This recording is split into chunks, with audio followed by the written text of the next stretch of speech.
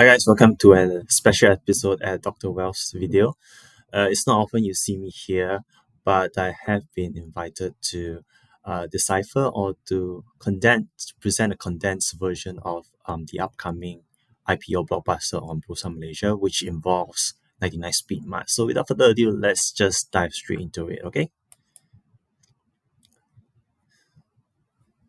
So the business model of 99 Speed Mart is fairly straightforward, which is having tons of outlets at the neighborhood area specifically. And you can see that the tagline of most, if not all, of 99 Speed Mart is dekat lagi murah, which means I'm nearer and also cheaper in English. So the value proposition is that they want to be as near as possible to the neighborhood, which brings convenience on top of selling whatever they have at a cheaper price. So how big is 99 Speed Mart in terms of size, right? So they have a total of 2,651 outlets across Malaysia, and as of right now, mainly concentrated in the Klang Valley. And I just thought that it is a bit fun to dig out a bit of references of the other brick and mortar businesses with huge outlets around Malaysia. So at the first one, you have Mr. DI Malaysia, which has around 1,150 outlets. So they IPO a few years back, also banking on the brick and mortar business model as their key primary growth driver. And then you have McDonald's Malaysia, which has 370 outlets, KFC Malaysia 770 outlets, and also KK Supermart, another similar mini market or convenience store business model in Malaysia as well, with 861 outlets. So next, I think it's also important or interesting to look at the valuation that 99 Speed Mart is looking at, right? So the IPO puts 99 Speed Mart at a valuation of 14 billion ringgit Malaysia. So to give a bit of perspective, I've taken some initiative to compare 99 Speed Mart's valuation against other existing blue chip companies or well-known businesses that have been listed on Bursa Malaysia for a long time, and they have quite a well-known status among the Malaysian investors.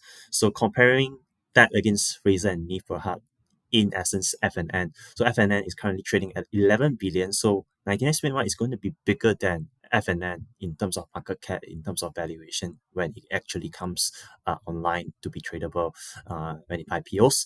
And comparing 99 Speed Mart against the two glove juggernaut on Bursa Malaysia, namely Hartalega at 9.5 billion, and also a Top Glove at also around the same kind of valuation. So I can see that, yeah, 9.5 and 8.4 billion.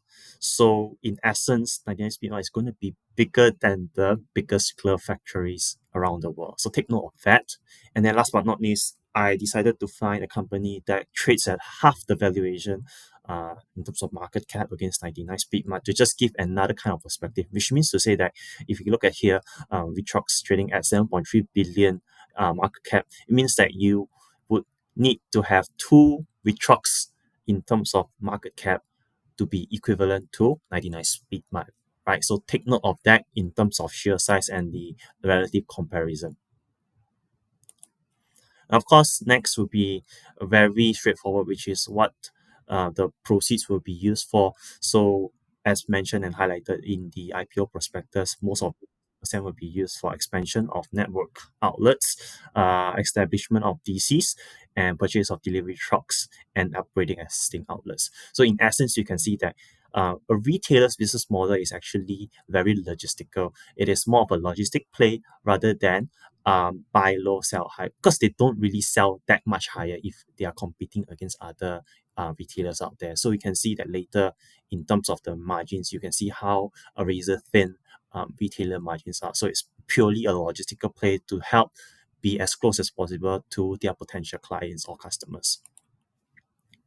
All right, next we go to the operating matrix commentary. So I have here with me four charts. So we start with the top left. So the number of 99 Speed Mart outlets and growth rate. You can see that year on year, from 2021, 2022, and 2023, the number of outlets have been growing, right? But in terms of rate wise, you can see that 2023, the number of outlets have grown at a significant rate higher than the number of outlets that they have in 2022. So there is a huge capex spurt to make the number of outlets grow by 22%, right?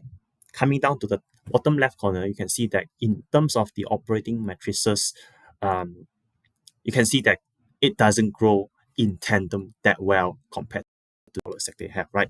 So what I have here is the average number of sales per outlet per day. You can see that it's kind of flattish, and then the same store sales growth even experienced a dip in FY 2022 before rebounding to just 6% in 2023 on a year-on-year basis, right?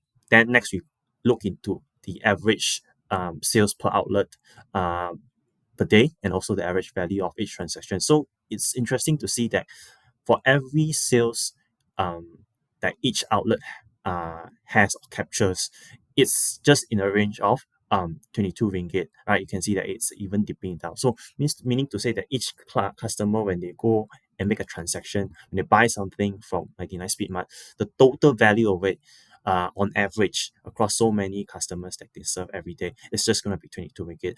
In perspective or in terms of comparison, I think when you go to supermarkets or even hypermarkets and you do your grocery, 22 ringgit won't get you a lot of things, right? So from here, what I can decipher and what I can portray is that it's going to be small items, say for example, a packet of biscuits, cigarettes, etc. So it's small items that um that helps 99 Speed Mart to cater to the neighborhood clients that or customers that they are serving.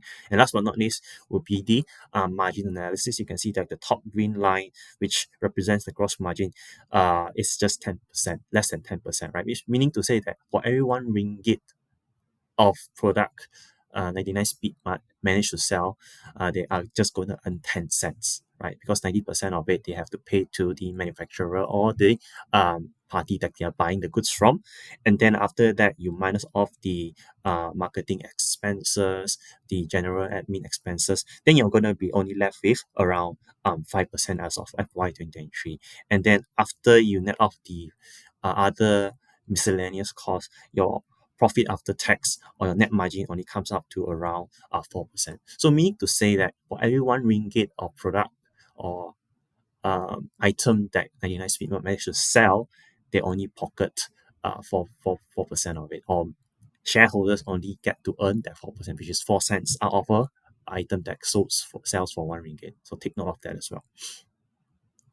And lastly, let's just go straight into the valuation and also some of a simple math I try to decipher and get to, just try to give a little bit of color on how each outlet is worth. So based on the average sales per day that we managed to obtain, so each outlet is capable of earning around 11,000 ringgit a day. And in times like 365 days, each outlet is essentially earning or pulling in a revenue of 4 million per year, right? Next, 99 Speed Mart is going to be IPOing seeking for a valuation of 14 billion, and they have total outlets of 2,651, right? So you take that 14 billion and you divide it with 2,651, you get essentially each outlet worth 5.3 million. So and when you take this 5.3 million worth and divide it with the revenue that each outlet is managing to pull in per year, you would get a simple price to sales ratio of 1.3 times, right? And then on top of that, since each or the total average net margin is 4.35%, so on top of the 4 million revenue each outlet is bringing in, assuming that you're putting in money to buy a fraction of the company, or we just enlarge it to, in terms of perspective, you're buying one 99 Speed Mart outlet. With that 4 million revenue and the 4.35 net margin, since you're not a substantial director or shareholder, you don't get to enjoy director fee, so you're just going to earn this 4.35% net margin. So it comes up to be around 174K.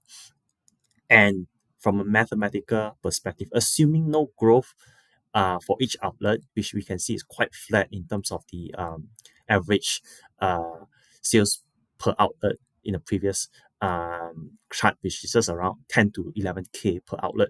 So it will just take you 23 years to get back your 4 million capital and start really earning money based on your investment. So this is something you would need to take note of compared to the traditional price to sales ratio and P ratios earnings, which you can find availably in the channels or even on the news outlet. I just want to put this in and help you think from this perspective. Is it worth it or not to pay 4 million to buy an outlet that is just pulling in 1.3 million in terms of revenue, and you're just getting 174K in terms of net profit from a businessman perspective, right? And to also share a little bit of perspective, I had a gentleman argument with a friend of mine when we were talking about 99 Speed Mart. So his argument was that, wow, this could be some sort of replication in terms of the share price performance of Mr. DI when it actually IPO on first day. And I just answered him back casually. So what happened eventually, and where is Mr. DIY share price right now? Then he just kind of shot himself in the foot that says that anything can happen on the first day, which is essentially anything can happen in the near term or on the first day of IPO. The share price can go up 20%, 30%. It can also drop 20 to 30%. But on a long-term perspective, judging on the simple analysis that I've just shared with you guys, it's really up to your jurisdiction and of course, up to your judgment as well to think whether 99 Speed Mart is a compounder kind of company that you want to hold in your portfolio for for perpetual or for long-term period, or is it a company just you want to take advantage of the volatility when it actually comes online and gets listed on the first few days of their listing status? So that's it from me. I hope you enjoyed the video.